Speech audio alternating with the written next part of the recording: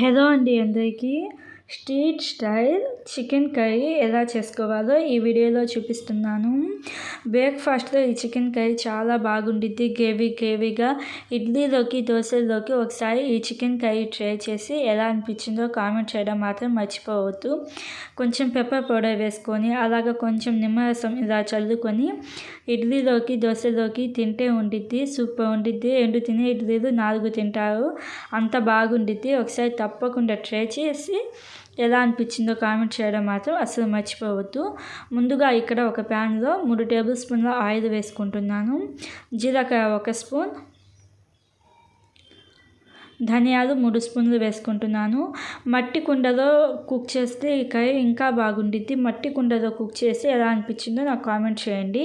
అలాగే కరివేపాకు 1/2 కప్పు వేసుకొని, వెల్లుల్లి రెబ్బలు పైన పొట్టు తీయాల్సిన అవసరం లేదు. వెల్లుల్లి రెబ్బలు ఒక 5 నుంచి 6 వేసుకొని, అల్లం తురుము 1 స్పూన్, ఎండుమిరపకాయలు 5 లేదా 6, అలాగే బ్లాక్ పెప్పర్ 1 స్పూన్ వేసుకొని లో ఫ్లేమ్లోనే ఒక 2-3 నిమిషాల పాటు ఇలాగ ఫ్రై చేసుకోండి. 2-3 నిమిషాల పాటు ఇలాగ ఫ్రై చేసుకున్న తర్వాత బిర్యానీ ఆకులు, లవంగాలు 4, దాల్చిన చెక్క 1 ఇంచు, ఇలాచి 2 వేసుకొని 1 నిమిషం పాటు ఫ్రై చేసుకొని మంట లో ఫ్లేమ్లో పెట్టేసి పచ్చి కొబ్బరి తురుము 1/2 కప్పు నుంచి 3/4 కప్పు దాకా వేసుకొని లో ఫ్లేమ్లోనే ఒక 3-4 నిమిషాల పాటు ఇలాగ ఫ్రై చేసుకోండి. ఇలాగ ఫ్రై చేసుకుంటే మనకి నూరుగా వస్తుంది. ఇలాగ నూరుగా వచ్చినప్పుడు గసగసాలు 1 టేబుల్ స్పూన్ వేయండి. పచ్చి కొబ్బరి తురుము ఎక్కువ ఫ్రై చేయకుండా కొంచెం అలాగ మనకి నూరుగా వస్తుంది అన్నప్పుడే గసగసాలు వేసేసి కొంచెం ఇలాగ కలర్ మారుతుంది అనుకున్నప్పుడు మంట ఆఫ్ చేసేసి ఒక ప్లేట్లోకి ట్రాన్స్ఫర్ చేసుకొని దీన్ని పూర్తిగా చల్లారనివ్వండి. ఇప్పుడు సేమ్ ప్యాన్లో లేకపోతే సేమ్ మట్టి కుండలో ఒక 2 టేబుల్ స్పూన్ల ఆయిల్ వేసుకొని బిర్యానీ ఆకులు 2, లవంగాలు 2, దాల్చిన చెక్క 1 ఇంచు, ఇలాచి 2, సోంపు 1 స్పూన్, అలాగే 2 మీడియం సైజ్ ఆనియన్స్ని ఇలాగా సన్నగా కట్ చేసుకొని వేసుకోండి. ఆనియన్స్ మనకి కొంచెం పింక్ కలర్కి వస్తున్నాయి, కొంచెం రంగు మారుతున్నాయి అనుకున్నప్పుడు కరివేపాకు 1/2 కప్పు వేసుకోండి. అలాగే 2 లేదా 3 పచ్చిమిర్చిని ఇలాగ చీలికలుగా చేసుకొని వేసుకోండి. ఆనియన్స్ మనకి కొంచెం గోల్డెన్ బ్రౌన్ కలర్కి వచ్చేదాకా ఫ్రై చేసుకోవాలి. ఆనియన్స్ గోల్డెన్ బ్రౌన్ కలర్కి వచ్చిన తర్వాత అల్లం వెల్లుల్లి పేస్ట్ 1.5 టేబుల్ స్పూన్ వేసుకొని పచ్చి వాసన పోయేదాకా కుక్ చేసుకోవాలి. అల్లం వెల్లుల్లి పేస్ట్ పచ్చి వాసన పోయిన తర్వాత 3 మీడియం సైజు టమోటాలను ఇలాగ సన్నగా కట్ చేసుకొని వేసుకోండి.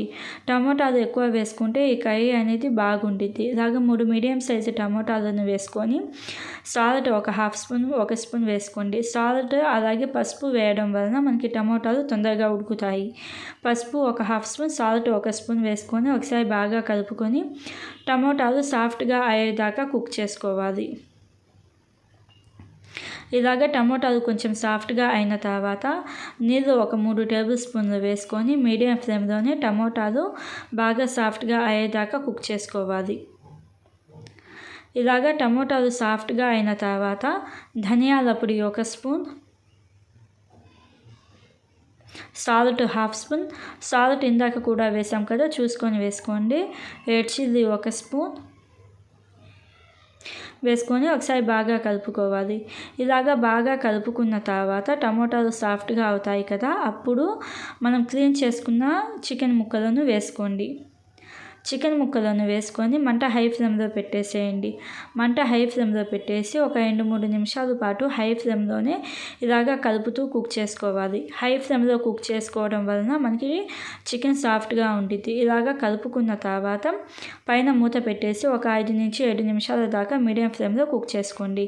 మనం ఫ్రై చేసుకున్న వీటిని ఒక మిక్సీ జార్లో వేసుకొని కొంచెం వాటర్ వేసుకొని ఫైన్ పేస్ట్గా చేసుకోండి.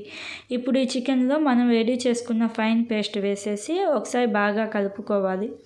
ఇలాగా కలుపుకొని ఒక 3-4 నిమిషాల పాటు కుక్ చేసుకోండి. ఇప్పుడే వాటర్ వేయద్దు. వాటర్ వేయకుండా మీడియం ఫ్లేమ్లో ఒక 10 నిమిషాల పాటు కుక్ చేసుకోవాలి. 10 నిమిషాలకి ఆయిల్ కొంచెం సపరేట్ అవ్వడం స్టార్ట్ అవుతుంది.